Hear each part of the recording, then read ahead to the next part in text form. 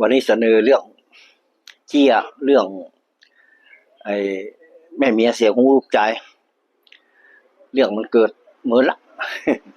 นะฮะสมัยก่อนละอันนี้ก็เป็นเรื่องที่จำคนเฒ่าคนแก่เล่ากันมานะครับก็มีอยู่ครอบครัวเนี้ยมี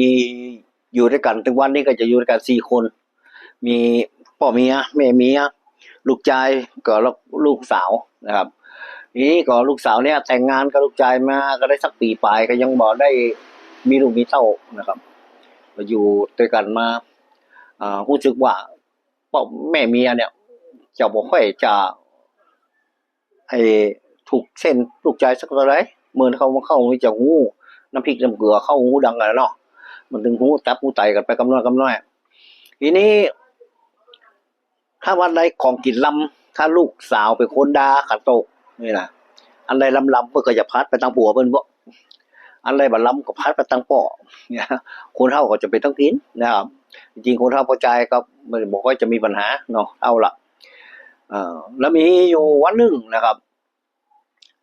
หาของกินอันใดแม่เมียด่าอันใดลำก็เอาไปทางพ่อเมียลูกชายก็ซ้ำขันโตก็ซ้ำกว้างเนาะจะยื้ออย่ากูกำก็เกรงใจเพิ่นนะครับบ่เลยกลัวเพิ่นว่ามีมารยาทมันเหมือนยังเยอะไปใส่อย่าไปกำทีนี้มันก็เรื่องนี้ก็หูใจว่าลูกสาวเมียตัวเก่าเนี่ยอึดอัดมีวันนึงกับวันนี้มีอาหารอยู่2 อย่างจัดการกินแกงอ่อมไก่กับแกงปีลูกชายกับแม่พ่อเมียมานั่งขันโตกเรียบร้อยนะครับวันนี้แม่เมียเป็นคนมีสิทธิ์ด่าขันโตกด่าขันโตกปุ๊บก็มาเพียวก็ยกมาทุกคนมานั่งพร้อมกันแล้วแม่เมียก็ยกขันโตกมาพัดเอาแกงปีไปตั้งลูกชายเอาแกงอ่อมไก่ไปตั้งพ่อเมียป้อมลูกชายกับใครยิงเยอะแต่ตีก็แต่มันก็ยังว่าแล้วก็เกรงใจมันอยู่เนาะก็เลยพูดขึ้นมาไปใหญ่ปันโลที่เราของกินถูกใจวันเนี้ย แกงอ่อมไก่น้ำบะหมี่แกงปีน้ำนัก แม่เมียฟังแล้วปัดเข้าใจผิด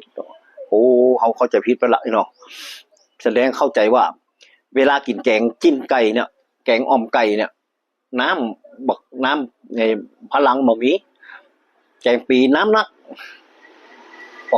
ใครคือป่อมันใส่แกงปีอะกำนันใครคือป่อเมียใครคือป่อน้ำนักอะก็เลยจอคอมานั่ง